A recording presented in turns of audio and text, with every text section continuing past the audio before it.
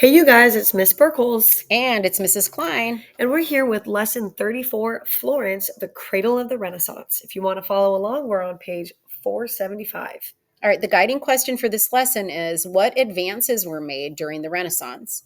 And like always, we've got some vocabulary words. This time around, they are Dante Alighieri, Donatello, Florence, Leonardo da Vinci, Michelangelo, Niccolo Machiavelli, and secular. All right, the Renaissance began in the 14th century Italy. During this time, the Italian city-state of Florence was home to many advances, leading it to be called the Cradle of the Renaissance. Florence is located on the Arno River, just north of central Italy. Between 1300 and 1600, it was home to some of the greatest artists and thinkers of the Renaissance. Florence was the banking center of Europe during the Renaissance. Florence's wealth helped to make it a leading culture center of the Renaissance. In this lesson, you will explore Renaissance Florence's architecture and engineering, painting, sculpture, literature, science, and mathematics. You will also find out about Florence's politics, commerce, and trade. All right, let's move on to section one, you guys, the city of Florence. Florence was Italy's leading cultural center during the Renaissance. The city's location on the Arno River made it an important center for trade and commerce. Renaissance Florence was dominated by a single family known as the Medici, who had acquired their wealth through banking. With their help, Florence became the banking center of Europe. Florentines inspired still more creative activity. People learned from one another and they sometimes competed to produce even greater works of art. Florentines were also influenced by ideas from other places since the city drew travelers from many parts of the world. Florentines were also inspired by the freedom of ideas that was at the core of humanism. Section 2, Advances in Architecture and Engineering. Renaissance architects studied Greek and Roman ruins, modeling their own buildings on what they learned. They were particularly attracted to rounded arches, straight columns, and domed roofs. During the Renaissance, wealthy families built private townhouses known as palazzi, which is Italian for palaces. Most palazzi were built around a private courtyard, which might contain statues or other works of art. Innovations in engineering made new kinds of architecture possible. One of the most impressive architectural feats of the Renaissance is Santa Maria del Fiore, the great cathedral in Florence. In 1296, they did not know actually how to build a sufficiently large dome that would not collapse. And it took Renaissance architect Filippo Brunelleschi to solve the problem. Brunelleschi had studied ancient ruins in Rome and had also learned about the mathematics involved in constructing buildings. The dome he designed for the cathedral required true engineering genius. The magnificent dome, which was completed in 1436, rose more than 300 feet above the city. Santa Maria de' Fiori, also known as the Duomo, still stands today, more than 500 years later. Just interestingly enough, I have no idea how many of you guys watch HGTV, or if your mom or your dad does, but there's Fixer or Fabulous. They're actually in Italy right now, like rebuilding a house, and you always see, because they're outside of Florence, so they totally show the beautiful dome over the city. So it is it's a totally recognizable building. Once you learn about it, you guys, you're never going to forget what it's called. Wow. Section 3, Advances in Painting. The Medici family spent huge amounts of money on fine palaces, paintings, and statues. Patrons, such as the Medici family, created opportunities for talented painters who made a number of advances in style and technique. Renaissance painters were influenced by the renewed interest in classical culture and the spread of humanism. Big thing, you guys, that's big for them is the use of perspective. One key advance that was made by Renaissance painters was the use of perspective, which created the appearance of depth on a flat surface. Science and mathematics also helped artists make other advances. The Florentine artist how do you say that? Masaccio. Masaccio used geometry to figure out how to divide the space in a painting to make scenes appear more lifelike. Some artists studied anatomy by observing bodies and how they moved. Renaissance science gave painters new materials such as oil-based paints, which were made by mixing powdered pigments with linseed oil. All right, you guys. So back to the thing about them observing bodies and how they moved. It was something that was considered sacrilegious, but there were some artists who actually dug up dead bodies so they could actually study like the skeletal and muscle structure of bodies so that could then be replicated in their paintings or in their sculptures. So it could be more lifelike and realistic. That is insane. And Miss Klein just told me that Leonardo da Vinci actually is known to have dug up dead bodies to study them, to paint better. Yep. Wow.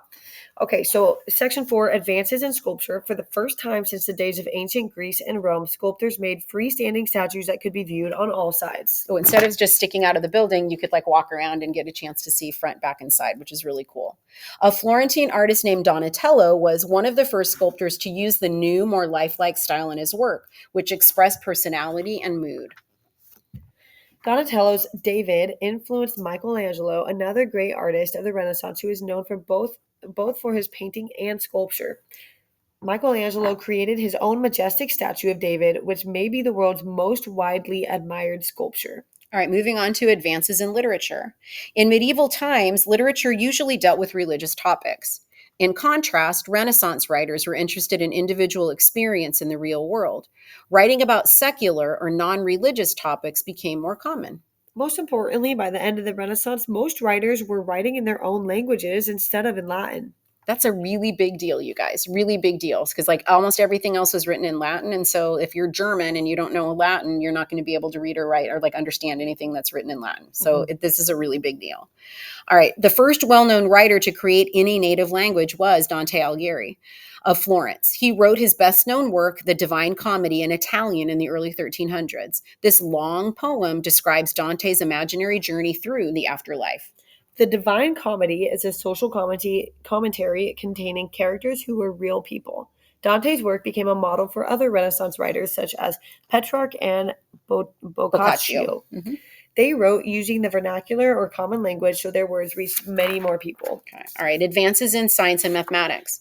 The Renaissance was not just a time of progress in the arts. Scholars and others also made great advances in science and mathematics. One of the most creative Renaissance thinkers was Leonardo da Vinci. Leonardo was an artist, a scientist, an engineer, and an inventor.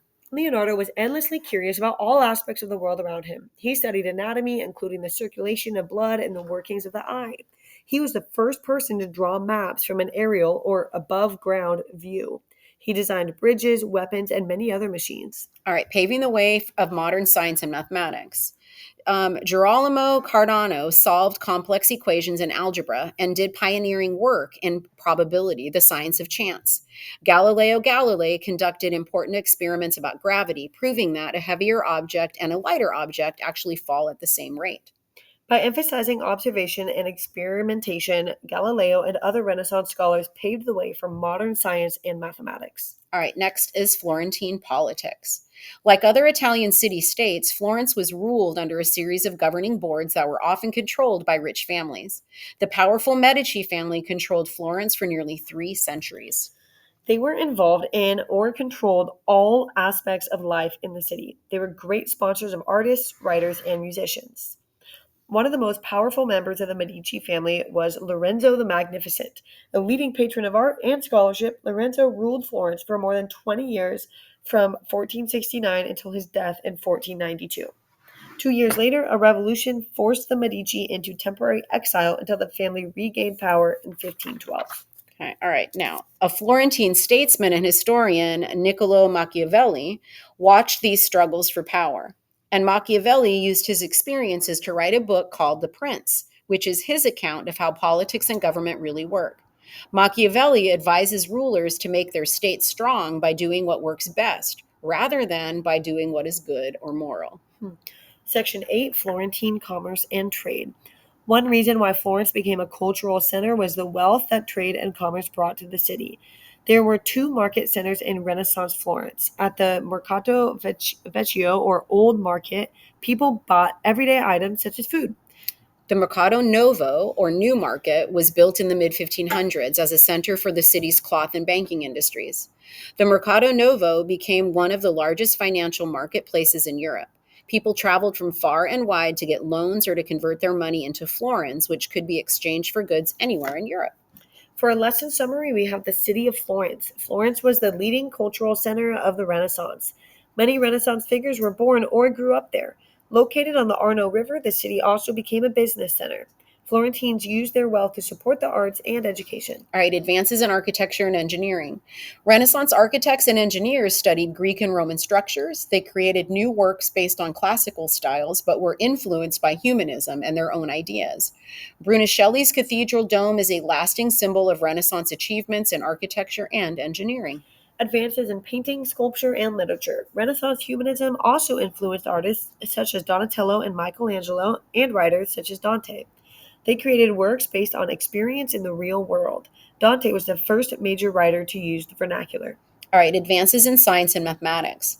Renaissance thinkers began to experiment and use mathematics and logic to analyze the world. Figures such as Leonardo da Vinci and Galileo emphasized direct observation, paving the way for modern scientific methods. Florentine politics, commerce, and trade. The powerful Medici family controlled Florence for nearly 3 centuries and were involved in all aspects of the city's life.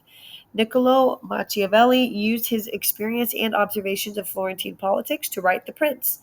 Under the Medici, the city became Europe's banking hub.